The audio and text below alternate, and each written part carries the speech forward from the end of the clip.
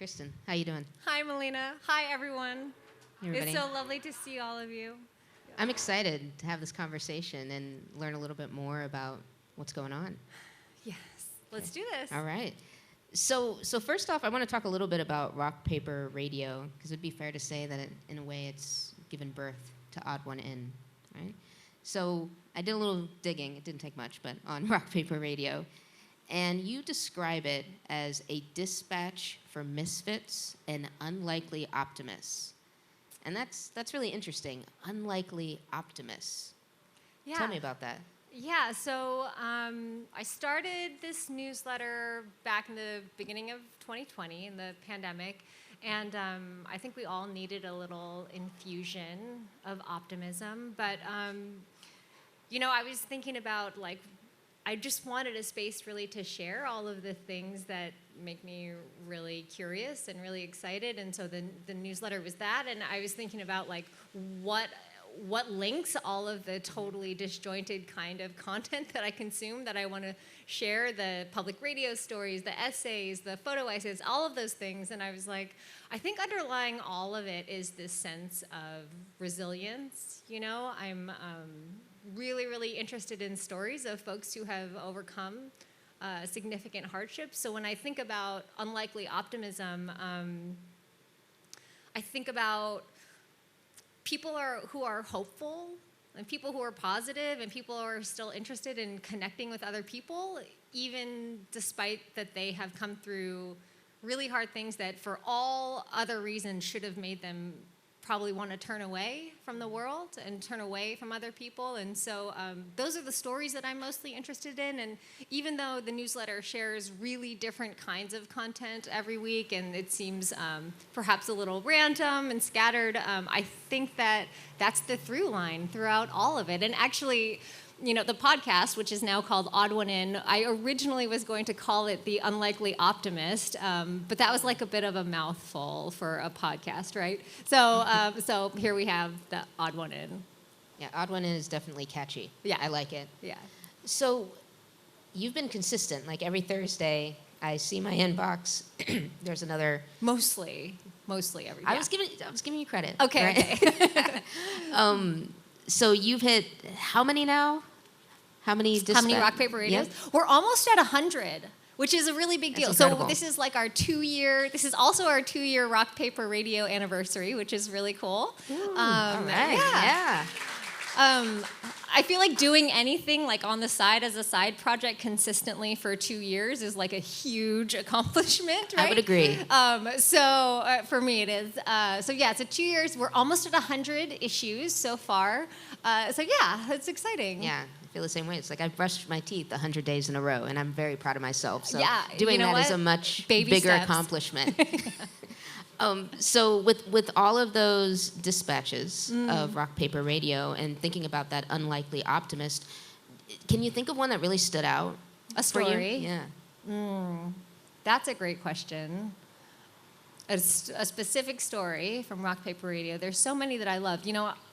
I always think about, I love photo essays. And so rock, paper, radio, if you're not a subscriber yet, it comes in 3 sections every week. And so there's something to listen to, usually a public radio feature story, something to read, which is either an essay or an article, and then something to hold on to, which is like the wild card, where I just put something that I love and makes me really excited in there. And interestingly, as I hear from subscribers, that's usually the section that people are most into, which I wasn't expecting, because that's where I put my random things that don't fit anywhere else. And so something that stood out to me, earlier this year, I left my job in January with KUOW Public Radio. That was a really hard decision to make, and one that I sat with for many, many months before I made that decision. And then I also took a break at that time after I left from writing rock, paper, radio for a little while, and I spent a lot of months riding my bike in the cold, cold rain and doing a lot of soul searching about what was supposed to be next for me. And then when I was ready to sort of reemerge and I came back to write rock, paper, radio again, and it felt like this kind of coming home, even though there are a lot of subscribers I've never met in real life. It felt like, okay, I was coming back out, and in that issue, I included a story in the Something to Hold On To about an artist who knitted herself into a cocoon with red yarn for many, many hours without stopping for a break, and that was like her performance art. And I started looking more and more into this woman's work, and she had done lots of different multimedia projects, but she kept coming back to this kind of experience of like isolation and the internal and the intimate, and then playing with making that public. So that story was really impactful for me. That woman's art was really impactful for me because at the time I myself was sort of emerging from a cocoon, but then like sharing in a really public way by publishing this in a newsletter. But what's interesting is, when we take that risk to put ourselves out there in the world and publish a newsletter for lots of people who you may never meet in real life, what happens is you get back what you put out in the world, right? And so from that newsletter, once I shared that, I got these messages from folks, some old friends, some friends I hadn't connected with for a long time, and some strangers who just subscribed to my newsletter who I didn't know, who sent me a lot of love, and sent me a lot of like, I get it, I'm in a cocoon too right now, or like, more power to you, here's a story about a time that I sort of went away from public life, or here's a story about me leaving a job when I didn't have another place to land. And so that one piece stands out to me for sure because it served as a connector. It invited these other messages, these letters, this outreach from folks that really made me feel surrounded by a community during a time that I was very much alone, where I was very much in a really internal space. So. Yeah, I think that's something unique about the newsletter in general. Even though you're, for the most part, like sharing other stories, there's still this level of like vulnerability and intimate sharing that I think people can really connect with. It's interesting that you say that because I think for many years now, for the past 10, 15 years, I've been a quite public person. Previously as an educator, and then working in public radio, your voice is very public. But that always felt like a very sort of polished, professional version of me. And this newsletter was never meant to be like a huge thing. It was supposed to be, I was like, my wife will read it every week, and like my few closest friends will read it and like see the weird things that I'm listening to and reading. But it's built this community around not just me, but around all of us who are part of Rock Paper Radio. And it's a space that's really different than any of my other public life versions of myself, and it is a space where I do feel more comfortable being more vulnerable, even though it is very public. So, yeah. Speaking of that, you often mention in Rock Paper Radio, and little sneak peek, you also mention it with Odd One In, is Misfits. You seem obsessed with Misfits. Yes. So, to you, what quantifies a misfit? People ask me that all the time since I started this newsletter, and I'd always be like, I don't know, like someone who doesn't fit in, which is not original at all. But I actually did a survey for Rock Paper Radio readers and asked all of them to define misfit for me last year, and you all were much more creative than I was. But you're right. The theme of Misfits has run through my life for everything I create for like 20 years, but I didn't actually realize that until super recently. So, back in 2003, I did a portrait photography project about biracial identity in America.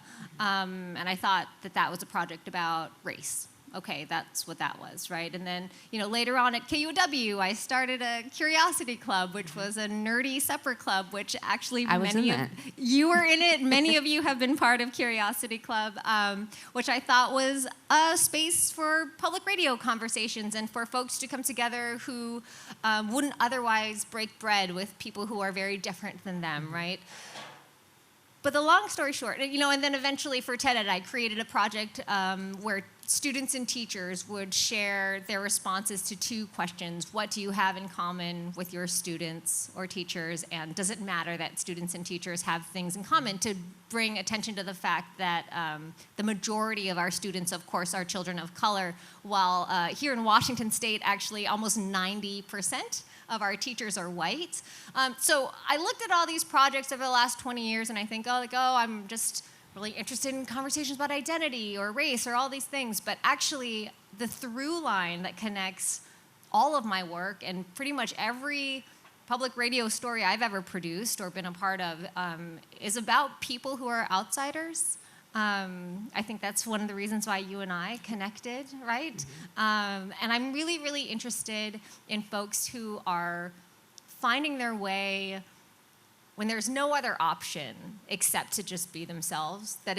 For those of us who, even if we wanted to, we couldn't fit in. Even if we wanted to, we couldn't just continue upholding the status quo, right? For those of us who have no other option except to just be fully and unapologetically ourselves, those are the stories that I am most interested in. And I can see it now looking back. Even my project on biracial identity, that was like a reaching out to try to connect with other people who felt like I felt growing up, which is like, I kind of fit in everywhere and nowhere all the time, which I know you understand as well, Mellina. I do, and I really appreciate all the work you've done around biracial identity, because I'm not even, I'm biracial, but technically I'm triracial. Right. Like Black, white, and Latina. So, it's just a really unique position to be in society, and I think that's a perfect way to put it, is that sometimes you feel like no one wants you, right? Or they always look at you as the other, right? So I really appreciated that, and I've seen throughout your work and your career, you go back to identity. You go back to how identity in America kind of fits into what we think of when we say the American dream or the American ideal, right? And we certainly touched on those conversations during the KUOW Supper Club. What does that mean to you today?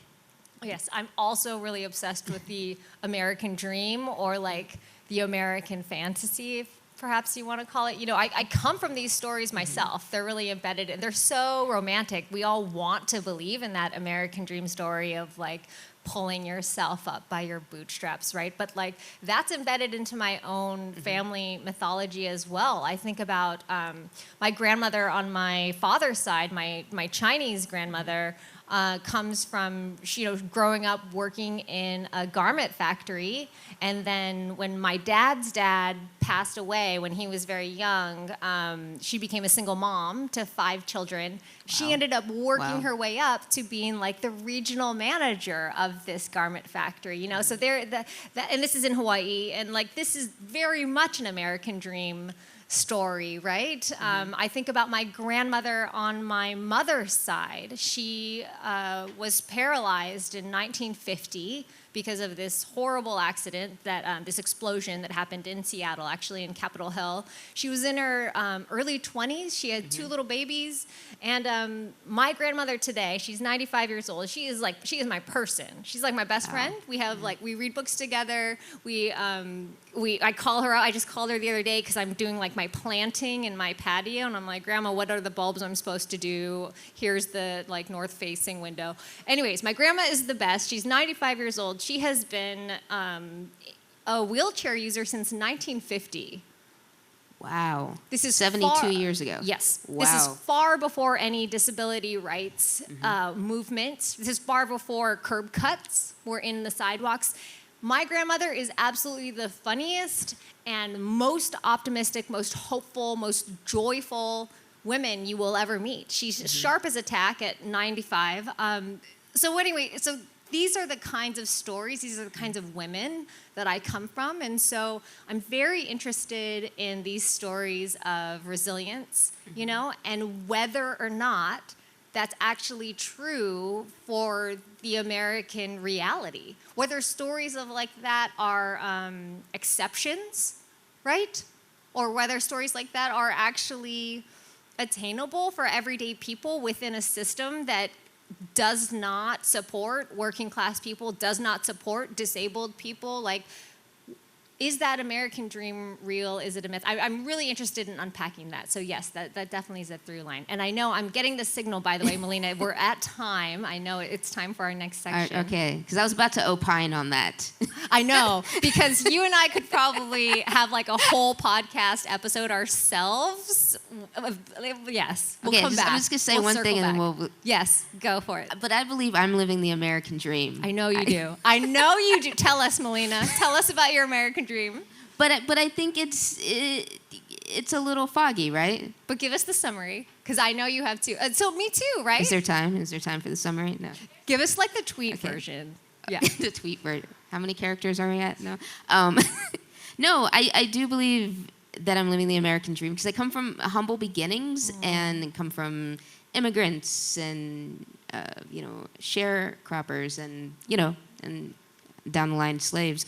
But I still feel like for the person I am, the identities that I hold, the type of life that I'm living is quite incredible. But at the same time, you still have to deal with casual prejudice every day, and that can be disheartening. And for those of us who have like multiple other identities as part of who we are, race, gender, sexual orientation, gender presentation, all those things, it's complicated. Yeah. But then at the same time, I know you are the biggest believer in the power of hard work. Yes. But I'm with you too, right? I got my own American dream story too, right? We got like single mom to now I'm at Nectar with you. Yeah. Executive director. Oh yes, let's do this. Let's remember that. Yes. Yeah. All right, so I think we need to wrap up. Yeah, I think we have a podcast episode to debut. Let's watch it. This is it, y'all. Guys, this has been in production for a year, and it's finally here. I feel like this is like a coming out, and I'm so thrilled to be sharing this with all of you. I look across the audience, and I see people from my public radio life. I see people from my education life. I see people from my lesbian book club. I see my friends from all over. I see my wonderful wife. Anyway, I'm just so happy to be sharing this moment with all of you and to sharing this episode. And I want to give a quick shout out before we press play because our sound designer, Matt Martin, is here today. Matt, if you don't know what a sound designer does, I'll tell you what Matt has done. I sent him my raw, here it is, Matt. This is the episode. This is like my whole heart and guts, and I'm sharing with you. Please take care of it. He's like, no problem. And just like that, he sends it back, and he just brought magic. He just brought magic, and he just got it. And I could hear it in every decision he made as a sound designer. And I'm so pleased that he's here today with his partner, Hannah. And let's play this episode. Thank you all for being here. Hi, friends. Kristin Leong here. And this is our very first episode of Odd One In. This is our podcast about outsiders making their own way. I am so excited to be here with you. This show is a project of Rock Paper Radio. That's our newsletter for Misfits and Unlikely Optimists. You can subscribe for free and find this show at rockpaperradio.com. And now, before we dive in, since this is our first episode, I wanted to share a little about why everything I create ends up revolving around outsiders. It may have taken me a while to see the through lines, but when I look back at the last 2 decades of my work, people who've never neatly fit in anywhere are at the heart of everything I do. And that makes sense. I'm a misfit myself in a lot of ways. But if I had to call out one experience that really showed me that giving up trying to fit in was the only way I was going to make it in this world, it would be having my son on my own at 27. See, this was a long time ago.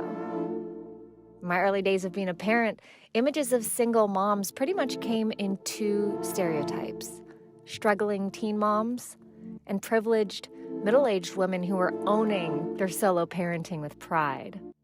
I was neither. I was a nightclub bartender with a baby, so as I watched my college friends get married and start PhDs, I changed diapers and poured drinks, and I went back to school and realized I'm going to have to figure out my own path. It turned out being a mom and then later becoming a middle school teacher helped me to do that because the thing about kids is that they are weird too. They just haven't figured out how to hide it yet, like we get really good at as adults. So, here's my hope. I hope that this Odd One In podcast feels like a home for my fellow misfits. I hope that the stories you hear on this show of outsiders making their own way reminds you that your weirdness might just be your biggest asset. And not only for yourself and the people who already love you, but for the world. After all, if it weren't for misfits doing their own thing, we wouldn't have electricity or airplanes or sushi burritos. I also hope that everything Rock Paper Radio shares, from the newsletter to our community events to this podcast, becomes like a beacon, calling outsiders together to connect with each other. Because as freeing as it is to finally let go of trying to fit in, it can also get a little lonely sometimes. So, let's do this together. Here's what you're going to hear today.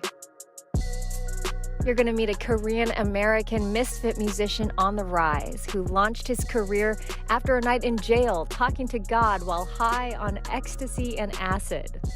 Then I'm going to be joined by an old friend who happens to be Seattle's coolest professor who I promise will forever change the way you understand a hip-hop battle. For real, we have got a great show lined up, and I am so glad you're here. I'm your host, Kristin Leong, and this is Odd One In.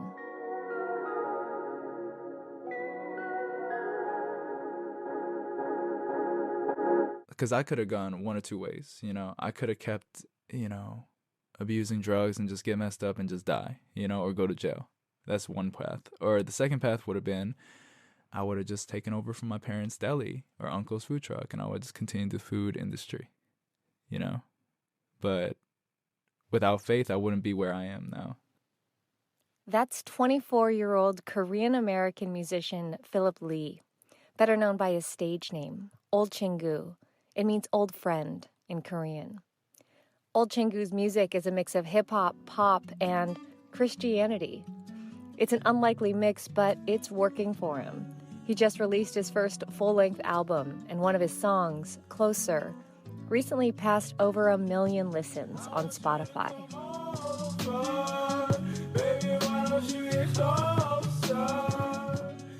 His life now as an artist on the rise and also as a man of faith is a lot different than his life not too long ago. In 2015, Phillip was picked up by the cops at a show. He was drinking and high on ecstasy and acid. They took him to the hospital and then they took him to jail. The whole time, high out of his mind, he thought he had died. He was 18 years old. I was totally out of my mind for sure. But in the jail, that was the first time where I'm like, okay, if I'm really dead, I literally have nothing to lose, right? I'm like, it's the first time I really tried talking to God, or first time I really tried to pray to God. It wasn't like a prayer to make my grandma happy at Thanksgiving. It wasn't like, a little prayer before I'm about to eat my meal. It was like God, if you're real, can you give me a second chance? And I said, if you get me out of this, I will live for you. That's what I said. The next morning, Phillip woke up in his cell still high and still worried he might be actually dead and wandering around in some kind of in-between world. On the chance that he might be alive and still in the real world, once he was released, he set off to try to get back to his friends. As he left the jail and made his way to the bus stop, Phillip wept. I looked so out of place. Asian kid with a trippy t-shirt, from an EDM concert and in downtown Hampton, Virginia. I just looked super out of place. And I'm crying so much, the most I've ever cried that day, because I'm 18. I'm thinking I really died. What are my friends going to do with it? My parents? The girl I was dating, could have got married. I walked by a dog poster and I said, I didn't even get a dog. I really think I'm dead, Phillip eventually made his way back to his friends, and although it took a few days, he also eventually sobered up and realized he hadn't died. He had gotten his second chance. He resolved right then to change his life. He stopped partying, but because they were still in the scene, he lost almost all of his friends. He started focusing on his music. He decided that this would be how he would share his new faith with the world. But first, he had to break into the hip-hop scene. As a Korean MC, that was complicated. But he says things are changing. Now is like it's almost tight to be Korean. It's almost tight to be Asian because they'll be like, "Oh, Squid Games." I'm like, "Yeah, just like that." In his early days of performing in Baltimore, Old Chingu was often the only Asian guy in the room, let alone on stage. He says standing out was an advantage, but the pressure that came with that, it was real. I come into any like room or whatever is open mic or something. It's like, yo, why is this Jackie Chan man in here, bro? And every time it's always just like it may stem from like insecurity or like, nah, you're not supposed to be here. You don't fit in. But once I perform, they're like, okay, I get it. You know, I respect it. In some ways, Phillip Lee has been preparing to become Old Chingu his whole life. He said he's always felt like an outsider. Early on, he stopped hanging out with other Asian kids. He said their interests felt stereotypical to him. Homework, piano practice. What Phillip doesn't say is how that opinion of his Asian peers reflected how he felt about being a second-generation Korean American himself. By high school, Phillip was known as the class clown, and most of his friends were Black, Latino, or white. He moved in and out of a lot of different social circles, from jocks to nerds to the drug dealers. It always felt like I could just bounce everywhere. But the challenge for me was like I didn't feel at home in any of these places. Old Chingu told me his new album, Anxious Kids, is for misfit teenagers who are like he was growing up. He says it's for restless college students and 20-somethings who are asking themselves, what am I going to do? Who am I going to be? There's even a track called Coming of Age. You could fake this life until the day you die. I wanna see your face. Look at how much we have changed. When he's talking about the album, he sounds like an enthusiastic youth pastor, selling hard work and light at the end of the tunnel. This is Old Chingu's baseline tone these days. He's upbeat, funny, and constantly rallying all of his fans to be better versions of themselves. But the title track, Anxious Kids, is different from his usual catalog. It's slower, with more R&B influences.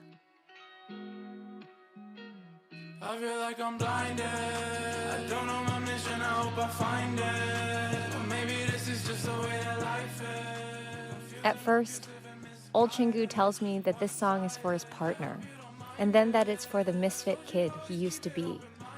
But then, as he kept talking, I couldn't shake the sense that the audience for this track is actually Phillip's family and the anxious kid that he still is today, despite his success. I wish I could tell my parents about my passion, but they just kind of want me to get into a normal job. Growing up, Old Chingu's parents worked long hours at the deli they owned in Maryland. He was in charge of looking after his little brother while they worked late. When they did have a chance to share a meal together as a family, he says there was never much talking. Sometimes when he'd go to the houses of his non-Asian friends, he'd help wash the dishes, just to swap stories with their parents. He said he always felt jealous of his friends' relationships with their families. As a kid, I didn't know my worth as much growing up. It's just like, because my parents wouldn't tell me like good job or like I love you. It would be, have you eaten yet? And that's the greatest, and that's awesome. But like, you know, at the same time, I grew up not feeling like I had a lot of worth. Have you eaten yet? For a lot of us in Asian families, food, and this question in particular, is our love language. The more I listened to Old Chingu talk about his parents, I realized his feelings of being a misfit didn't start in middle school when he decided he didn't want to hang out with the Asian kids anymore. It started at home. When he talks about his mom and dad, it's like there's a gap between them that he still can't figure out how to bridge. We're living totally different lives, totally different generation. I'm second generation, and they come from their parents would beat them, you know, for not doing what they said to do, work hard, and that work ethic has stuck with me. But there's so many different things that I've grown to learn here that my parents have no idea about. So explaining that or having those conversations can be tough. It's definitely better now. But yeah, in the moment, like growing up, it was tough for sure. These days, Old Chingu says his parents are starting to take more of an interest in his music career. He also says that if he has fans out there who are feeling his music but who are not moved to follow his faith, that's okay. At the end of the day, he has to keep doing what he believes in. And if his work isn't for everyone, whether because he's Christian or Asian or not classically hip-hop enough, he knows there are still a lot of people out there looking for great music. Let's create something that people have not heard before. Let's create something that we want to listen to and really just reach different people, different demographics that aren't typically reached. Who am I to recognize that love knows no bounds, but these dummies want me down? You can share posts, keep your tabs on me, but when it comes to it, we stand for me. Or will you look away because you don't know me? That was musician Phillip Lee, a.k.a. Old Chingu. His debut album is Anxious Kids. You can find a link to it along with this episode and photos of Old Chingu in our newsletter. We're at rockpaperradio.com. I'm Kristin Leong. I'm your host, and you're listening to Odd One In, and we are heading into our final segment of the show, for which I am thrilled to be joined by hip-hop professor extraordinaire and my old friend, Dr. Daudi Abe. Daudi, welcome to the show. Kristin, thank you so much for having me. I'm happy to be here for this launch, and congratulations to you. Thanks, Daudi. Dr. Daudi Abe is a professor of humanities at Seattle Central College.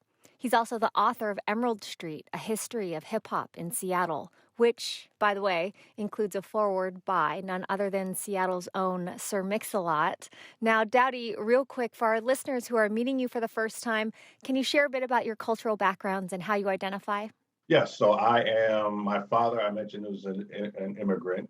He immigrated to the United States from Uganda, where he met my mother, a white woman.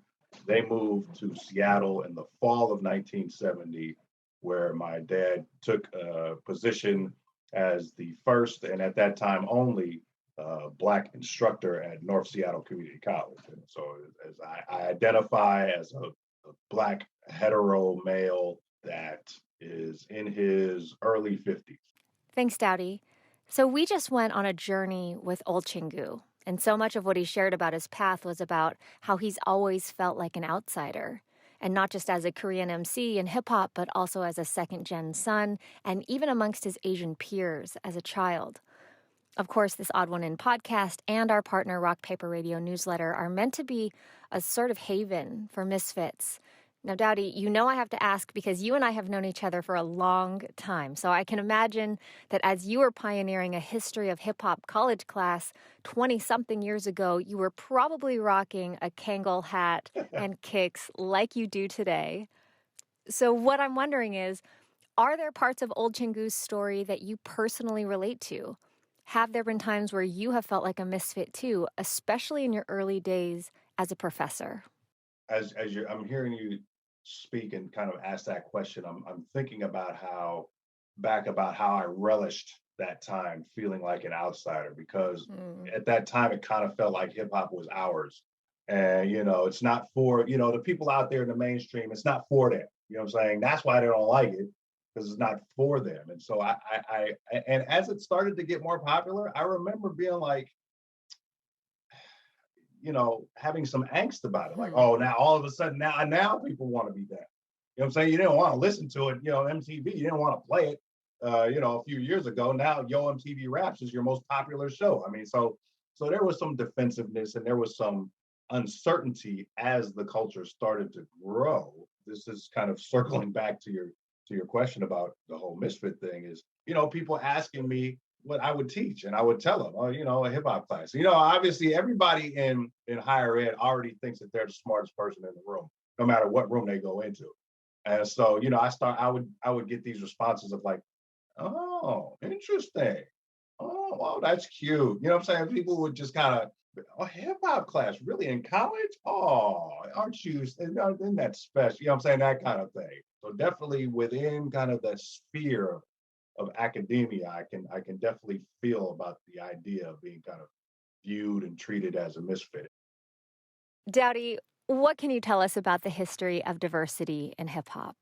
The notion, kind of the mainstream narrative that hip hop was always and always has been and is still today to a large extent a black thing. There is truth and there is also some myth in there. Certainly, the hip hop movement, hip hop culture comes out of the African American experience. But in practice, it has always been as multicultural as the United States itself. And in fact, Asian representation in hip hop is nothing new. Let's talk about Two Live Crew for a minute. Two Live Crew, of course, is one of the most famous and notorious hip hop crews in history. They were really the first hip hop group to rise to mainstream fame in the 80s and 90s, and one of their frontmen was Chinese. What can you tell us about Two Live Crew and their co founder, Christopher Wong Wan, better known as Fresh Kid Ice? Fresh Kid Ice represented one of the few Asians, right, in early hip hop. And not only was he just a guy in a group, but he was one of the guys in one of the largest groups and one of the most popular groups of all time. It's my understanding that he was born in Trinidad, Tobago, but his ancestry is Chinese. Right. And in fact, his debut solo album was called The Chinaman. Let's take a listen. This is From the Bottom to the Top by Fresh Kid Ice from that album. On the scene, make an honest living and keeping my dream. Try to make a difference, so I went solo. I changed of pace to see how it goes. And now that I'm known, China man won't stop. Coming from the bottom straight to the top.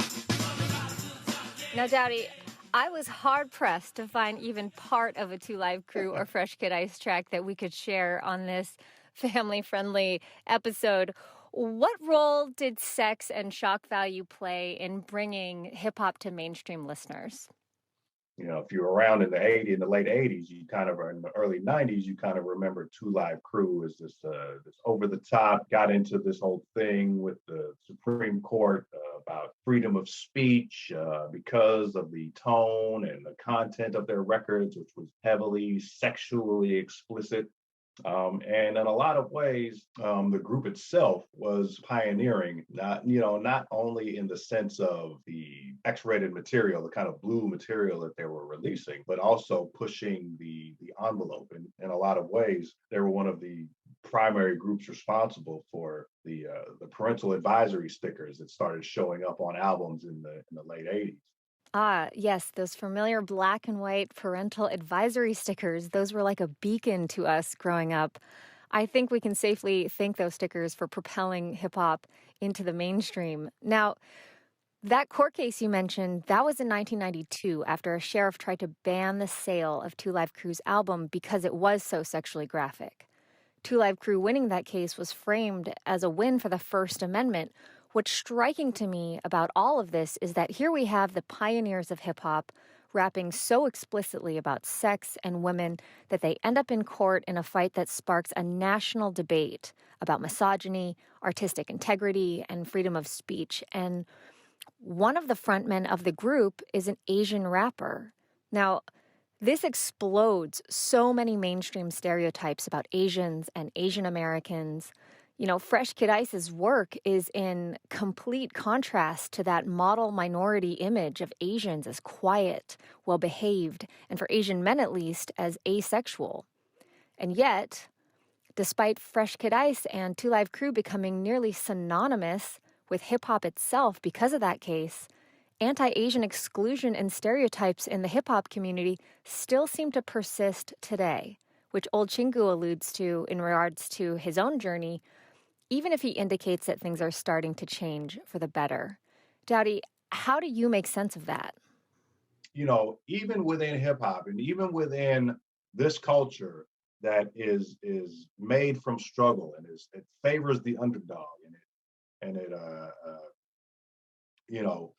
leans on struggle, that even with all of those things being true, that there are still elements of prejudice and bias and people not knowing, you know what I'm saying, where to draw the line in terms of at least acting like you have a little respect for other people and their stories and where they come from.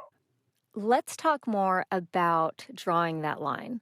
Daudi, in your book, Emerald Street, you share a story about one particular victory for underdogs from the early days of hip-hop involving Filipino-American rapper Geologic from Blue Scholars. What happened there?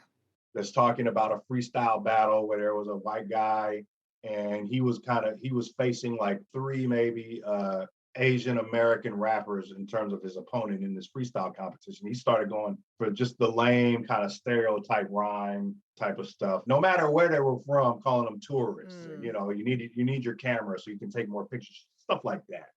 You know what I'm saying? And so I think that guy, this white guy, ended up winning the competition that year. And there was discussion, or when it happened, there was discussion around, you know what I'm saying, how is this guy just going, you know, is that okay? How is that okay, you know, within hip hop for this to be happening? And so the next year, Geo ended up facing this guy, the previous year's winner, in like the round of 16. It was like a bracket tournament. And he faces this guy in a round of 16 and ends up eliminating him while in the process of bringing up some of the racist stuff that he had said in the previous year's context in his freestyle, you know what I'm saying, to put him off. I just felt like that was tremendous poetic justice. Wait. Hold up for a second. We are all familiar with the picture of a high-stakes freestyle battle where rappers are trading insults and taking witty shots at each other in order to take down their opponents. But are you saying that racism is one step too far? That would have to be subjective. You know what I'm saying? However, in the story that I'm referencing that I was talking about from the book, yeah, there were, I mean, and this was, you know, this is someone like Geo who was doing the questioning, and he, you know, he was kind of like, okay, I understand it's a freestyle battle, and I understand you're supposed to go in on people, and that's how you win a battle like that. But you know, we understand that that's part of hip hop. But then on the other side, where is that line? Is that line always big, bright, shiny line, or does that line sometimes get blurred? Would it have been okay for one Asian American rapper to go in on another Asian American rapper like that? You know, to take out the white guy who was doing it, what if this was two Asian guys? Would that have been okay? I mean, so it can be complicated, and like I said, it is subjective, but there were certainly people who were saying that stuff that guy was saying, that non-Asian guy was saying to Asian people, that was out of bounds. So there was certainly discussion around that. And here we are, still today, all these years later, still having a version of that discussion, you know, and I'm here for it. I think that when the conversation gets complicated, that's where things get interesting, and that's where real change starts to happen. That's a real thing. Daudi, it has been fascinating talking with you today. As always, I am so grateful to be kicking off Odd One In with you. Kristin, it was my pleasure. Again, congratulations, and I would like to just give a shout out to old Chingu and wish him the best on his career, and just encourage him to keep being himself. Thanks, Daudi. That's great advice for all of us. And that's our show. This has been our first episode of Odd One In. We're a podcast about misfits making their own way. This show is a production of Rock Paper Radio. My guest today was Seattle Central College professor Dr. Daudi Abe. His book is Emerald Street, A History of Hip-Hop in Seattle. Earlier, we heard the story of Phillip Lee, also known as Old Chingu. His debut album is Anxious Kids. The music you heard today was by Old Chingu and his producing partner, Tyler Parker. You also heard a track by Fresh Kid Ice. Rest in peace. You can find this story, as well as photos and links to Old Chingu's music and Dr. Abe's book in our newsletter. We're at rockpaperradio.com. And while you're there, subscribing for free. Find us on Instagram and Twitter, too. We're at Rock Paper Radio. This episode of Odd One In was made possible with generous support from the Slants Foundation, which works at the intersection of arts and activism to amplify underrepresented voices, especially those within our Asian American communities. You can learn more at theslants.org. This episode was written and produced by me. Yoei Shaw and Diana Opong provided editorial support. Our sound design is by Matt Martin. I'm Kristin Leong. I've been your host. You can find me on Instagram at Leongstagram, and I'm on Twitter at Kristin Leong. Thanks for listening, friends. Until next time, stay weird and be kind. This has been episode 1 of Odd One In.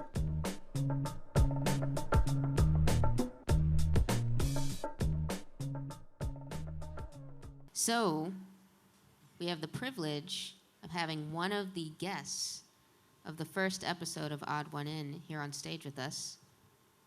Daudi? Never mind the privilege of the guest. How about the privilege of the hostess? The hostess with the mostest.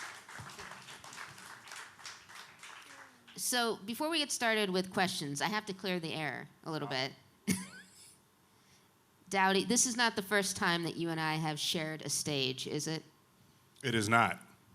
When was the first time? Can you remind me? You asking me? I was Yes. responsible for that time too, I just want to say.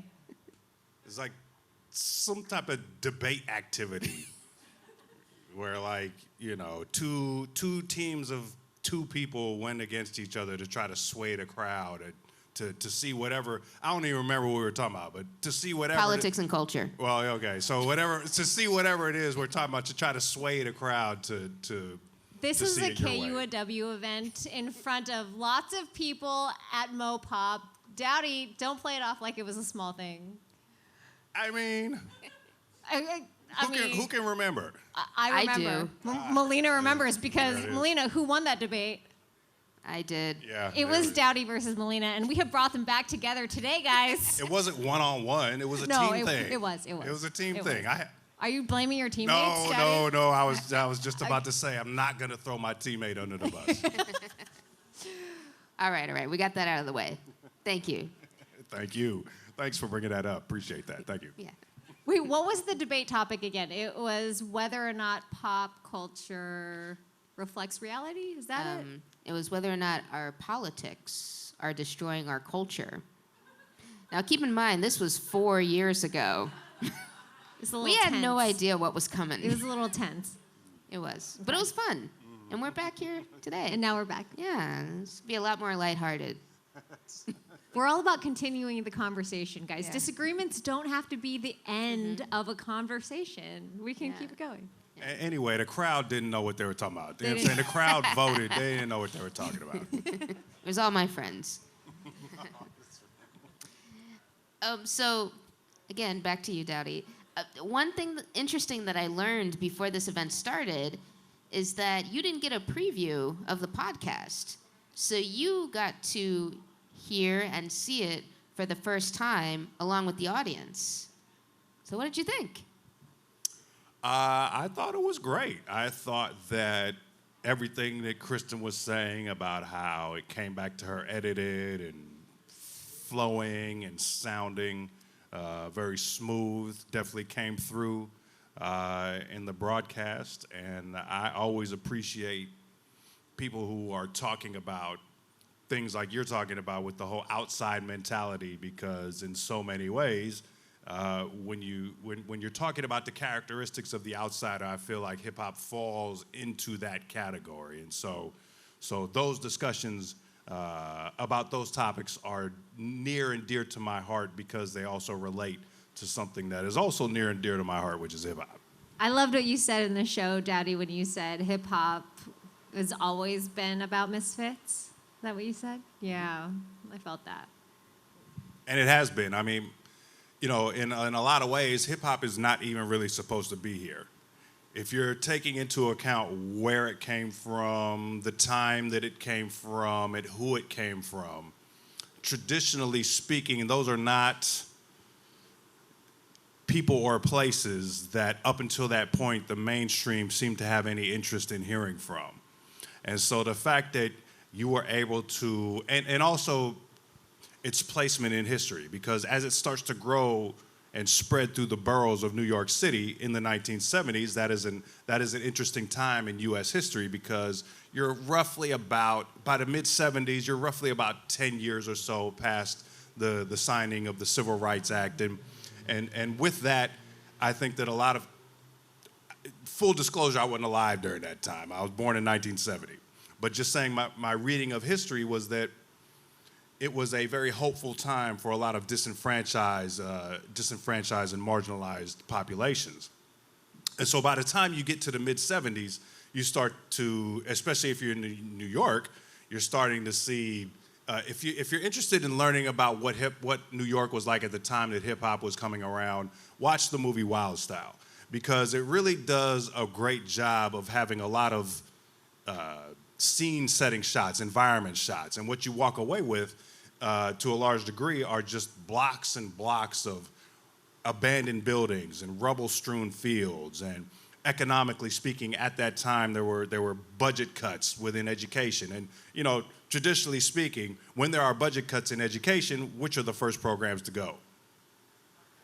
Art and music programs. And so if you're coming from a neighborhood that doesn't have a lot of money, you may not have the ability to hire a private tutor or buy your own instrument or your own art supplies. And so you're literally trying to make something out of nothing. And I could point to each of the 4 elements of hip hop and talk about how those aspects of the culture were examples of making something from nothing. So that's what I mean when I'm saying that it's not even That's the American dream you're talking about. It really is. Something It really out of is. nothing. It really is. Yes. And so that's why hip hop is the most American of things. They talk about, there's this whole discussion about American exceptionalism. And I am someone who believes in American exceptionalism. And the reason that I believe in American exceptionalism is because hip hop came from America. That's the reason why I believe in American exceptionalism. All right. Now we're going to get canceled. No, I would like to second that. I also, is that a surprise, believe in American exceptionalism. Daudi, there's something interesting that I learned about you in the podcast that kind of leads me to another question, and I'm hoping that you're wanting to share with the group. But at the onset of the conversation, you establish your identity. So you talk about that your father is an immigrant from Uganda, and your mother is white, and she's from, is it Wisconsin? Yep. Okay. So I'm very curious about your enthusiasm and interest and really life's work around hip hop, because you have a different heritage, right? Most of the roots of hip hop is Black American, coming from descendants of slaves, and you are, if I can say this, part African American, but through a different route. Yep. I would not be eligible for reparations. Let's put it that way. Okay, yep, that's a perfect way of putting it. None of us are, really, but but also you're from Seattle, and I know you published a book all about Seattle hip hop, but I would still argue that most people would not identify Seattle with hip hop. It's more New York, Compton. So I'm really curious, just how did you get to this place in your life and your career? They would if they think about it, and I'll get to that point in a second. But just for me, in my kind of individual meeting, my meeting point with hip hop. So I was saying that I was born, I'm 52, I was born in 1970. And I can remember in the fall of 79, my father taking me to a record store on the corner of 22nd and Union. It's not there anymore. It's a PCC now. But at that time, Seattle, I'm sorry. At that time, the record store was called Dirt Cheap Records. And yeah, is that not just the perfect personification of gentrification, where it used to be a neighborhood record store and now it's a PCC? But so I'm 9, and up until, so I teach the hip hop class at Seattle Central, and one of the first assignments that students do is a music autobiography. And so a lot of us kids, generally speaking, grow up listening to what our parents listened to until about you hit double digits or so, maybe like 9, 10 years old or something. And then you start maybe kind of venturing out, kind of exploring some of your, if you're fortunate, some of your own music choices. So he told me, pick a record. And so, he was a fan of Franco, who was a famous African singer at that time. And my mother loved John Denver. So I kind of had this eclectic musical environment that I was growing up in. My white grandfather loved John Denver. And I got to say, I love the guy to this day. You know what I'm saying? Thank God I'm a country boy. You know what I'm saying? That kind of thing. Rocky Mountain High. But so he turns me loose. And I remember it like it's yesterday. I'm just kind of walking around looking. And there's this one record that catches my attention. And, you know, we're talking about vinyl records in an actual record store. You can see it's got the sleeve and then it's got the little middle where it's got the name and, you know, and it was a very kind of swirling, colorful design. And it reminded me of candy. I'm 9 years old. Now or Laters. Didn't everybody love Now or Laters? So I'm thinking of Now or Laters. And I just grabbed the record because that's what it made me think of. Little did I know that swirling shape and image was the logo of a company called Sugar Hill Records. I get up to the front. And the guy is like, oh, yeah, this is a hot new record out of New York. I'm like, I'm saying, I don't care. We get in the car. I'm like, can we go to the store? We stop by the store on the way home. So I'm thinking candy now. Get there, get home, put the record on. I feel like I recognize the bass line because it was obviously sampled from a smash disco hit. Rapper's Delight was sampled from a smash disco hit, Good Times, by the group Chic. But then the vocals come on. And I'm thoroughly confused because all of the vocals that I had ever heard on any song were harmony and singing. And these guys are talking. And then I start to listen and I'm like, you know what I'm saying? There's a Big Bang Hanks verse where he's talking about, you know, after school, I take a dip in the pool, which is really on the wall. I got a color TV so I can see the Knicks play basketball. And at that time, we had a black and white TV. And I remember thinking, I would like to watch basketball. I love basketball. I would like to watch basketball on a color TV. So what they were saying immediately spoke to me. Immediately spoke to me. And so that was my connection. And so I very much felt, and then so the other part of your point is when other people think about hip hop, they don't necessarily think about Seattle. But if they were educated on what had happened here, then they probably would a little bit more. And it's just about, you know, the idea of having multiple Grammy winners who have done so by speaking in a voice and in a way that in a lot of ways went against the grain of mainstream hip-hop at the time. And I'm speaking specifically of Sir Mix-a-Lot, Butterfly from Diggable Planets, and Mclemore. And so if you look at each of them have achieved that Grammy, and this is like Grammy is functioning as like the ultimate kind of mainstream validation for whatever hip-hop is coming out. And so if you think about Sir Mix-a-Lot, he's talking about, okay, so he wins the Grammy Award for Baby Got Back, but he becomes popular when Posse on Broadway becomes on Yo MTV Raps. And in Posse on Broadway, if you remember, the crucial sequence of that song is when they are up on Broadway at Dick's, and Mix-a-Lot's crew gets into a little beef with another crew, and so this song was released in '87. So you have to remember at the time, gangster rap was just kind of on the verge of becoming this next big thing within hip hop. So you had NWA at the time, you had Ice-T at the time.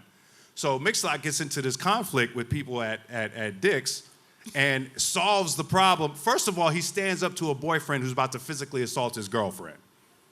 Then he solves the issue with some mace. And that was not exactly what NWA was talking about at the time. NWA was calling women bitches and hoes more than anything else at the time. And any kind of conflict was solved with like an AK-47 or a shotgun. Certainly not mace. You talk about Diggable Planets. Well, okay, so Mix-a-Lot wins the Grammy for Baby Got Back. Pushing back again. I can't quite call it a feminist song because it still relies on the male gaze. But he's pushing back against the kind of traditional, kind of Western-centric standards of body shape and beauty. Yeah.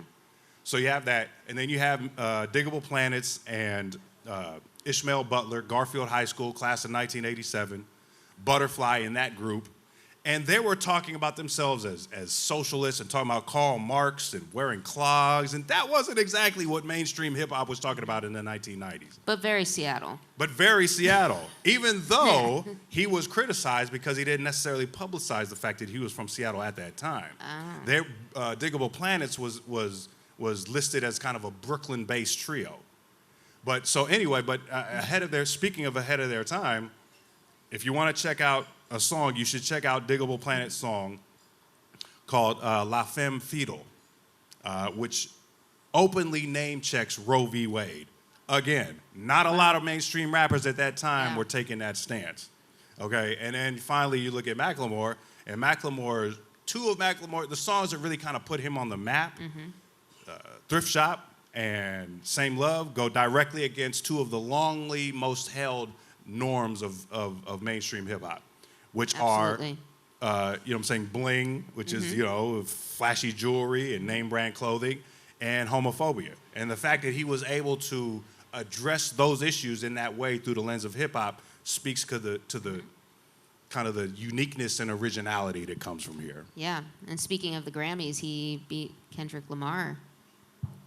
Every single Seattle person that is Seattle-based kind of related rapper that has won a Grammy has done so over Superstar nominated competition.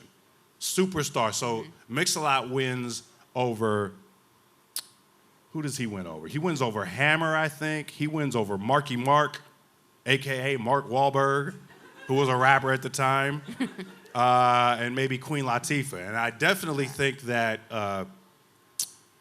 Diggable Planets wins over Dr. Dre. Wow. And like you just mentioned, Mclemore winning over Kendrick Lamar. And Mclemore, after he wins over Kendrick sent him Lamar, that text message. apologizing What? for winning over the Grammy over Kendrick Lamar. This is the most Seattle thing I've ever heard. Yeah. So yeah. wait, what I'm hearing from you, Daudi, is that Seattle hip hop, the misfit nature of Seattle hip hop, is that Seattle hip hop is a pioneer of like feminist and pro-gay action. Is that what you're saying? 100%. Oh, pro-socialism as well. 100%. Okay, I just wanted to make sure that I was 100%. hearing you correctly. 100%. Okay. Those things that were being talked about by these artists from here were not things that a lot of other artists within the mainstream of hip hop were talking about at that time. No, that's really cool. And I have to say my go-to karaoke song is Baby Got Back. It is. Every time I crush Maybe it. we'll have time for that later We will tonight, not. I Mellina? think we are pretty much out of time. But Wait, so still, wait a you know, minute. So I'm so Seattle now that when you said that Sir Mix-a-Lot, he resolved the issue with Mace, I seriously thought you were going to say with a bag of dicks. Like he just handed everybody a bag of a Dicks Deluxe for everybody in the video. That might do it. That's how you bring people together. 2 a.m., bag of dicks. And with that, it looks like Carrie has the mic, which tells me it's time for audience Q&A. Carrie, This is it great. time? This is great. Yes, I know it's time. Cheryl. We have wireless Cheryl mic. here tonight helping us with audience Q&A. If you have a question, please raise your hand. We're ready for you. For anyone on the panel, what hip hop song most like changed your life or changed the way that you see the world? That's a good one. Well, I feel like it would be cliche for me to say this, but Same Love was definitely really impactful. Our society, I mean, this is a really good thing, but I feel like especially on LGBT issues, our society has progressed very quickly in the last 15, 20 years. But when Mclemore came out with Same Love, there were no rappers supporting gay rights. There were no rappers who wanted to be on the same stage with a homosexual artist. And the fact that, and I don't know why his name is escaping me right now, Industry Baby. Who's Industry Baby? Lil Nas. Lil Nas X. Oh, yeah. I mean, incredible. Lil Nas X could not exist 5 years ago, 10 years ago, forget about it. And so the fact that Mclemore was going out there and making a hip hop song supporting gay rights, gay marriage, I thought it was really incredible. So him being a straight identifying person I won't say it's problematic. It's just it's a layer to the discussion. But so We gotta have allies, Daudi. I agree. But I'm just saying, like in Right the now, aftermath, you're an ally with us. Shout out. I am. And so I'm saying, like, in the aftermath of that, you started to see people like Young M.A., who is an artist who openly identifies as lesbian. You started to see Jay-Z, on an album, I think the album was the 444 album, where there's a song about where he talks about his mother being a lesbian. And then you have Lil Nas X, who broke records, I believe, for having the song stay at #1 for the longest. Is that something like that? And so I'm not, they say that in social science research, there's a saying that correlation does not equal causation. And so the fact that Mclemore made this song and then all of these instances that I mentioned followed after that, I don't have any hard evidence that one led to the other, but if you just kind of follow the path, like you were saying, hip-hop was not a space where it was really open to talk about LGBTQ issues in the least. And in fact, any time that it was talked about was in derogatory, kind of homophobic terms. Oh, absolutely. So the turnaround that you're talking about in such a relatively short time, so there's an artist who, I must have been watching like the BET Awards, and is it Saucy Santana? Do I have that right? So if you are like an old school hip hop person and you saw someone like Saucy Santana performing, you would have to appreciate how far hip hop has come along that spectrum, especially the fact that it was at the BET Awards.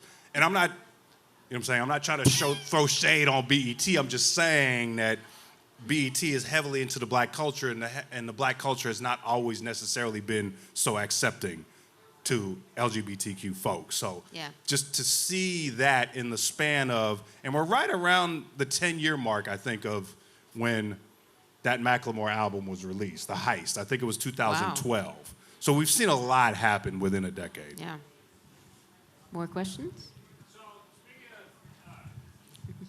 On the subject of hip-hop and Seattle and the black community, I can't help thinking about like Tacoma or like, I know Sir Mix-a-Lot's from Bremerton. Is there anything you got to say? Is he not from Bremerton? No, he grew up in the Bryant Manor on Yesler. Yesler, okay. I don't know. Like, all I can think is, like, Tacoma seems like a forgotten region in the area. And, like, on the subject of, like, class divide, like, racial divides, like, I just think about, like, is there anything you have to say on that subject? Like, I will say that there was a period in the mid-'80s where, and it's in the book. Emerald Street. Right, the book Emerald Street. Go buy it. Where can they buy it? If you Google Emerald Street, and if you just Google Emerald Street, it'll take you like to the UW Press place. I thought we were supposed to have something where people could aim their phones and do the thing. What is that? You just go to Rock Paper Radio. There's links to your books all over the newsletter. What was the question now? Tacoma. I get sidetracked. Tacoma. Racial Tacoma. Divide. So there was a hip-hop. time in the mid-'80s where the DJ scene and club scene was real heavy in Tacoma. And in fact, there was an artist who was married. So part of what was happening in Tacoma was related to the military bases there and the transient nature and like people coming in and going to record stores in Tacoma and asking for a certain record. And the person in the record store being like, oh, we don't have that, but making a note of it to kind of increase the availability of, because young people who take the hip hop class today, through no fault of their own, just when they were born, really have no idea about, because everything is at your fingertips right now. Everything is at your fingertips in your pocket right now. Any song you want to listen to. But the scarcity of hip hop in the 80s is also kind of something that made it exciting. And record stores were not just places where you went to buy records, but they were also social gathering spots where you would listen to music. The people working there would play new music that came in, and you would talk to other people about the music that they were listening to. So a lot of this was happening in Tacoma, and there was actually an artist whose wife was in the military who was stationed in Tacoma. He was named WizKid, and he had a song played called Play That Beat, Mr. DJ, on Tommy Boy Records, which sold like 250,000 copies while he was stationed here in Tacoma. So there was a time where people in Tacoma were talking about Tacoma as the center of the hip-hop universe in the Northwest. So Tacoma has a long history of activity as it relates to hip-hop and kind of growth in those areas. And like I said, there a big part of that was related to the, now it's JBLM McCord, they're the same, but at the time, there were two different bases. So a lot of that had to do with, like I said, the transient nature of military people who would come and go through the area. Awesome. Other questions? I can bring the mic to you. I got a question. I heard Kristin told me that there was a question that came in over the internet about how I would change hip hop or what I would do to change hip hop. Oh, right. We have some questions from Instagram. Right. Yes. So I'll answer that question. So the question from Instagram was for Daudi, and it was, what would you change about hip hop if you could change one And thing? And I'll tell you who submitted that question. Okay. It was Moffat. Is that right? Who? Shout out to Moffat. All right. Moffat. All right. Thank Moffat's here. Thank you, Moffat. you. Oh, thank you. Okay. Where's Moffat? No? No? All I was right. going to make a Maybe joke. not here. I asked you about language, but he already said it, so just don't say bitches and hoes. Who, me? Yeah. Oh, yeah. To change. No. That was a one-time thing. What was the question again? What would you What would change you- about Oh, hip change hop? about hip hop. Damn, you see how this happens? This is what you have to look forward to in your 50s. So what would I change about hip hop? So one of the things, so there is a period that hip hop scholars, if I can call myself one of those, view as the golden era of hip hop. And that's generally speaking from the mid 80s to the mid 90s. And in my opinion, one of the things that made that era golden was the fact that there were so many smaller record companies that were involved in hip hop at that time. And also at that time, the operative word was fresh. So if you're a small record company, the whole thing is to not sound like this one over here or this one over there. And so artistic risk was something that was regular in terms of different sounds and different styles. I would say that started to change in 1991 with the release of the NWA album Niggas for Life. Because that showed, so what that did was, it was the first rap album to be #1 on the Billboard pop chart. Not the rap chart, but the pop chart. I believe it displaced Paula Abdul. And even though people today might not really understand, what Paula Abdul was about in the early 90s, she was like Beyonce at that time. Like she was I dominating remember. the charts. You know what I'm saying? Performing, dancing, the whole thing. So NWA displaces with an album title that people are like, oh, and album content that is so over the top. There is a skit on that album called To Kill a Hooker, where they literally play out a skit where they pull a woman off the street and shoot her in the back of a car. I'm talking about so over the top you can't believe it. And it reaches #1. And so that starts to make other kind of corporate conglomerates be like, oh, so you can make money off of this. It just needs to be packaged in a certain way. So, these large corporations come in, these smaller record companies can't necessarily compete. They come in and elbow them out of the way. And so I feel like the large corporate conglomerate entrance into the record label business is something that has really had the genre a little bit in a creative rut over the last couple of decades. So if I could change something about hip hop, I would take the large corporations out of there and just let the smaller record companies have it out to see who can come up with what. Okay, and your story just prompted me to think about if I could change something about hip hop, I would continue to support and amplify our strong female hip hop artists who are not writing songs like that. So I just want to say that. And that's what you would get if you had a greater distribution of smaller companies who were trying to do something original. Let's hope. It's just that companies or these corporations are like, they're not interested in the integrity of the art form. They're interested in how you can replicate what was most successful last to try to match money. sales and make more money this time. And that doesn't have anything to do with somebody coming up with creativity. And that's why, for me, I have to give so much love and respect to Outkast, because Outkast was a group that really took a lot of artistic risk and went in so many different directions. Their whole thing was like, we're not going to try to replicate what we did last time. We're going to try to do something completely different. And you can probably check me on this. I believe they are responsible for Janelle Monáe. That I can't Okay. confirm. Okay. It looks they like did find her. we're But out of done. time. It looks like we have maybe one more quick question. If Mellina, maybe you have one on your list, or we have one in the audience. We've got one. Hello, Jamin. Guys, do. the world famous fashion designer Jamin is here right now. Let's give it up for Jamin. Yeah, that's right. Welcome, my friend. I was excited to see what he was going to wear tonight. Let's all take a minute and admire.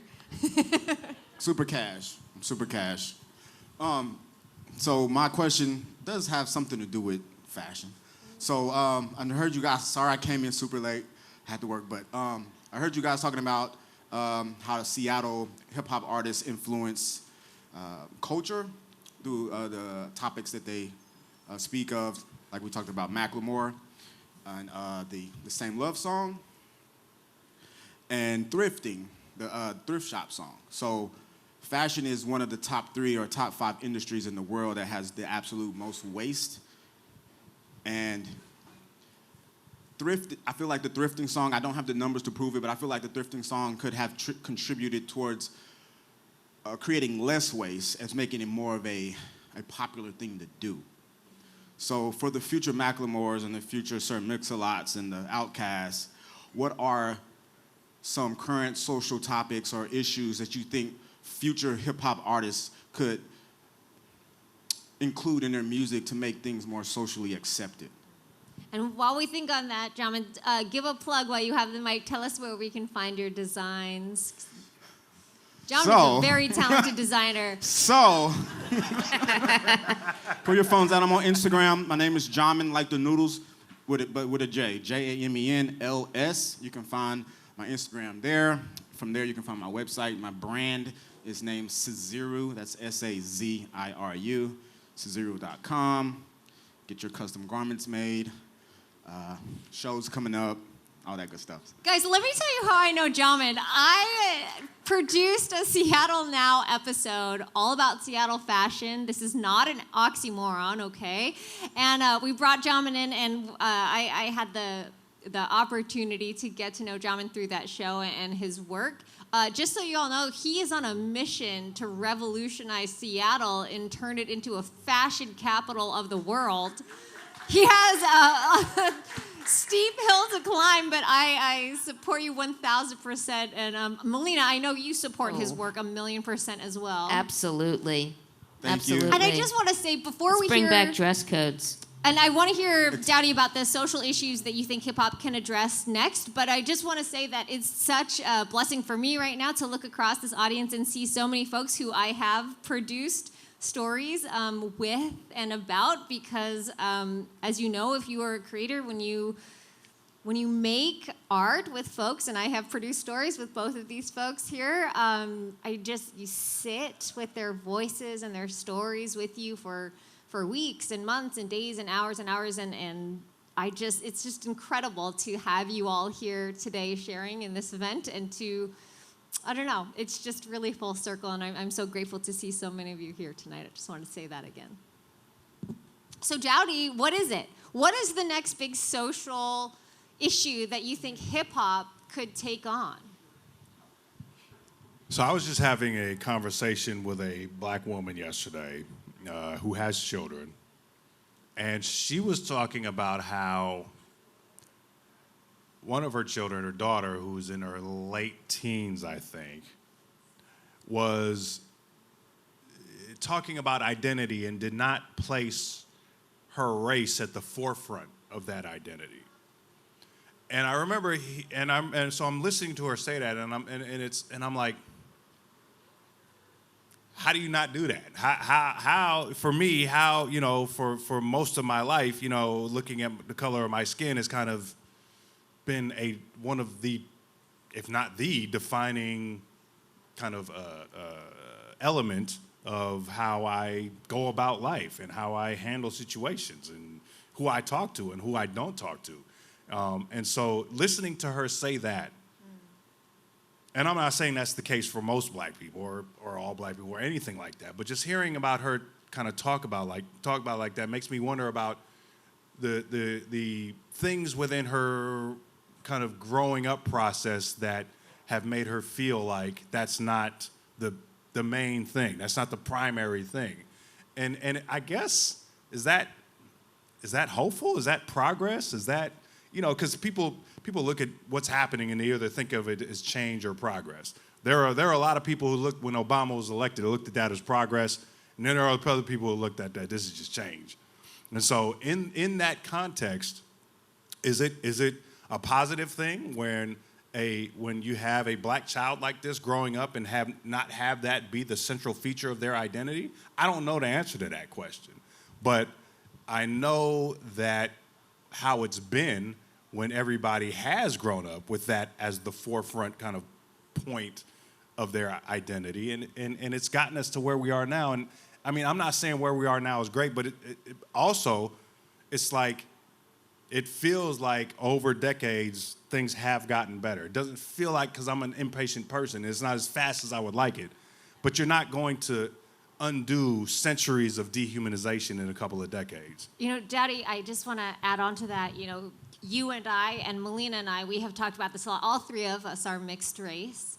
And I think 20 years ago, when I was doing my project Half, which was a portrait photography project on biracial identity in America, I would have told you clear as day, as a passionate undergraduate student, that race was the most important defining feature of who we are. And in fact, for me, when I was younger, grappling with being biracial, and not just being biracial, but being someone who grew up half in Hawaii, where my Chinese identity was a majority and my mixed race identity was a majority, and then spending the other half of my adolescence in Bellevue, Washington, where being mixed, I was definitely the minority. I was like, we were the only mixed family that we knew. It was such a journey for me as a young person figuring out who I am. And Mellina, you and I have talked about this before, about that feeling of being like too much here, not enough there, right? So in Hawaii, being too white at home in Hawaii, but then back on the mainland where my white mother is from, being too not quite white enough here, right? And sort of never fitting in anywhere. And so I think 20 years ago, I would have told you through and through that race is at the forefront, that race matters most of all, and that for me, as a young person, as an undergraduate, would have said that has been the most defining feature of me, sort of finding myself and finding my way in my family. But since then, and being on this journey now to rock, paper, radio, to Odd One In, to thinking about like my obsession with Misfits and outsiders, it's so much more complicated, right? And that I can see now, you heard in the introduction of Odd One In, I talked about being a single mom way before any of my friends or peers had children. That experience was as much a defining feature of me sort of figuring out that like, oh, I get it. Like, I am always going to be on the outside. I am never going to just be able to blend in, and that has to be okay if I'm going to make it. And not just me now, me and my kid, right? And so I think it's interesting, Daudi, for you to think about like, if hip hop is going to continue to usher in social change, that navigating race and perhaps this idea that would move to a different position, to not be at the forefront of who we have to be in the public space, is a really interesting conversation. Let's keep having it. And I think it will. It just may look different than what I was used to in listening to someone like Chuck D. You know what I'm saying?